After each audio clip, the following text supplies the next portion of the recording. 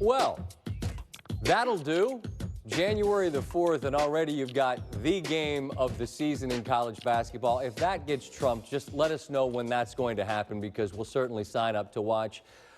We thought that we would be leading with the best thing I saw today here on SportsCenter with Bryce Johnson from North Carolina, who had a rarity, 39 and 23 for North Carolina. We don't see that often in college hoops. We're going to have to wait to get to that. That will come later in the program because he had himself quite a night. But Holly Rowe, we will get it back to you in fog with the star of the night, one of many, Perry Ellis. Holly, take it away. Well, Perry Ellis, as senior, you've never lost to OU here in this building, but how hard was this tonight? Toughest game I played. I mean, we fought. It was going both ways. Both teams were making shots. I mean, it was just a great effort. I mean, it was awesome. You guys trailed for most of the second half. What do you think turned it around for the Jayhawks? Defensive stops, I think. We finally hunkered down. We had to get stops, you know, and we did it. You had 27 points. What did it mean for you to carry your team offensively like that? You know, I just try to keep attacking. My teammates carried me. They told me, keep shooting, it doesn't matter, and I did that. Buddy Hield had 46 points as well for Oklahoma. What do you say about his performance? He's an awesome player. I mean, he can score with the best of them, you know, and give him credit. You know, they fought hard. Some people say the Big 12 championship road comes through Lawrence. What do you say? Say it again? Does the Big 12 championship still run through Lawrence? Yeah, definitely. And we want to take it game by game and go from there. So that's the key. Thank you, Perry. Yeah. Scott, back to you. Holly, thank you very much. What you had here was a rarity. It's #1 versus #1. KU #1 in the AP. It's Oklahoma #1 in the coaches. We haven't seen this very often, but we had it tonight, and it lived up to the billing and then some. We just saw it. It's rare that we re-tee the game that we follow, but give me more of this. And if you're just turning in over to this show and you missed this show, well, here's how it went. It's KU early, and it looks like they're going to run away, maybe. But Oklahoma's got some shooters. Buddy Hield's one of them. He hits a three, and this is with $1:30 to go in the half. That's one three. Then it's Jordan Woodard. That's another three. And all of a sudden, it's a 2-point deficit. And now, in the blink of an eye, Hield, Woodard, all three of these, and OU up one. Closing seconds of the first. Hield, is that good defense from Frank Mason? Well, looked like it. Bill Silf, oh, you cannot say that word, and you certainly can't step on the floor. He gets teed up. Irate. OU from down a bunch to the lead. Second half, things are just getting warm. Hield hits the deck. The other way we go. Unbelievable play here. Mason up top. Wayne Selden Jr. ties the game at 68. As good a venue as there is in sports, Fog Allen Fieldhouse is roaring. And then the pick, Devontae Graham, 1, 2, and 3, the hard way. KU back in front after the free throw is made. 154 to go, I should say. The block from Kadeem Latin. Isaiah Cousins pushes. Woodard in your eye hole. He hits the three, and OU is up by 2. Back and forth we go. Perry Ellis, who you just heard from down low. Members roll is good. KU is up 2. Bill Self, the emotions, trying to will his team to compete, and that's all either team did in this game, all game long, compete. Controversy late. Mason on the drive, the miss. And a foul is called on Landon Lucas over the back of Kadeem Latin. Free throw coming, and that's not his forte. Just about a 52% shooter. As a group, we're watching this, we're saying, do you make that call? Do you not make that call? They made it. He missed it. And we're going to overtime. And again, in Fog Allen, we're just getting warm. In overtime. Jeff Goodman, who will join me later, says that Buddy Hield's got to be the leader right now. And the race for the National Player of the Year as conference plays just getting going. The man had 46 on the night. No visiting players ever had more in the Fog. But then there's Perry Ellis. He's a 50% shooter from 3. He hits it. We're tied at 86. 2.4 to go. A good look. Selden to win. It goes begging. Let's keep playing. Into a second overtime. 30 to go. Cousins on the drive. No. Spangler, no. Is that a walk? What do we got? We got anything? No call. Back we go the other way. They hold. The drive. No, it's no good. Mason on the miss. OU the other way. Let's keep playing. Into triple overtime. Down 4. Off the miss. This looks like it's a disaster. Instead, it ends up in the hands of Hield. Great ball fake. Bucket's good. And from down 4 to within 1. You see 46 for him. Then it's Latin. He puts OU back in front by 1. On the other end, Selden hangs, hits. KU's back in front. Woodard for 3. Buckets! 106-104, 27 for Woodard. Under 20 to go, Mason. Actually, that's Graham.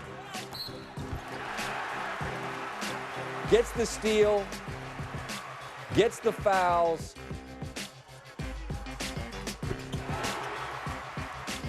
And puts KU in front by 1.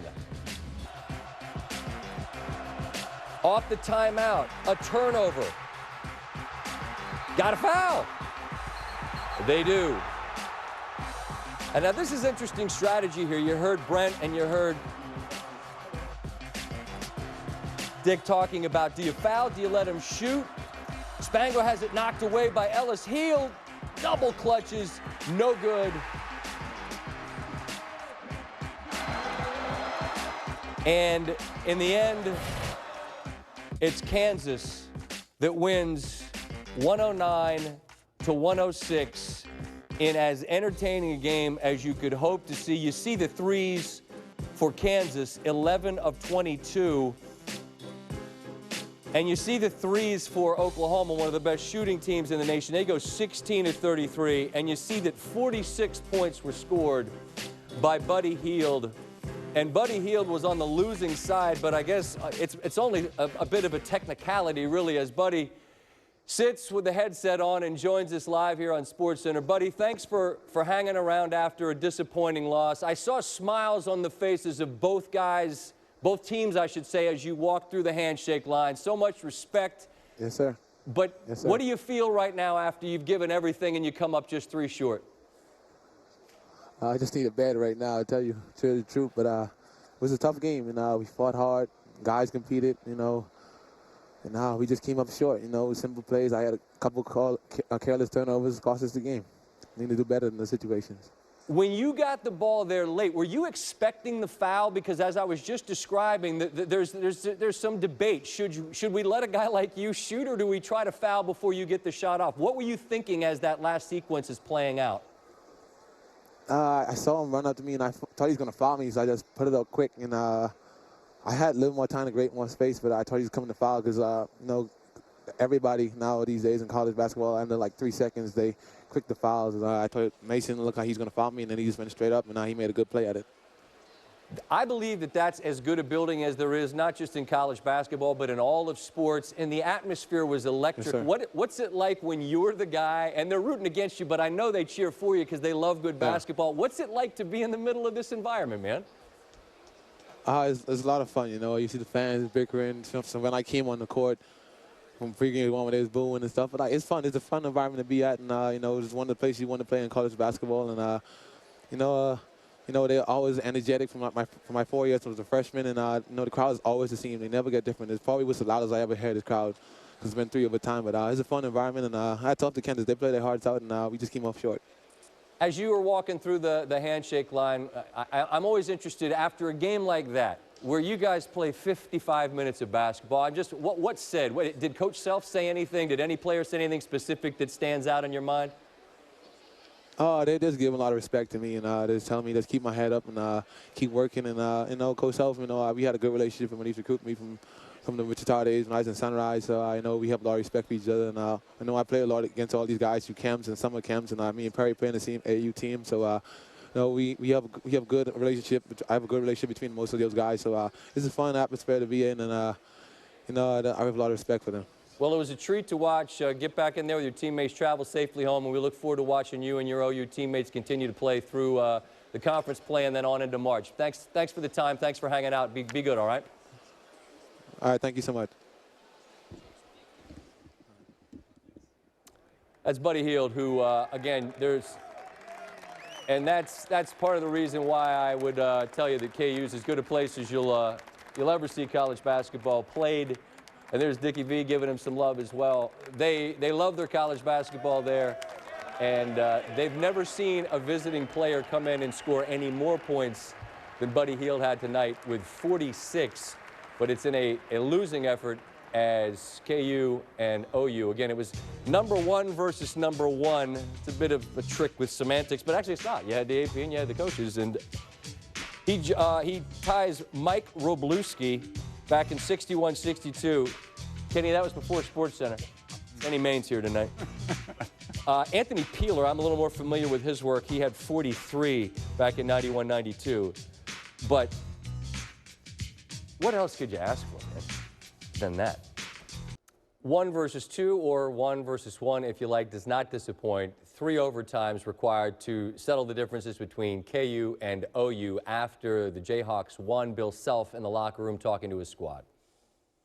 But everybody competed hard. The thing that you guys do is buy in, little things. How about denying side out of bounds, especially in Allen Fieldhouse? That's one that won the game for us, guys. But think about this. You know, they made 16 threes, and we still won. We actually played pretty good defense when we gave up 106. I mean, that's hard to believe. But that's as good a regular season game as I've ever been a part of. That right there may be better than Missouri a few years ago, the last game of the series. So here's what we're going to do. You guys enjoy it tonight, and we'll practice tomorrow too, and let's go get a good workout in, okay? Damn.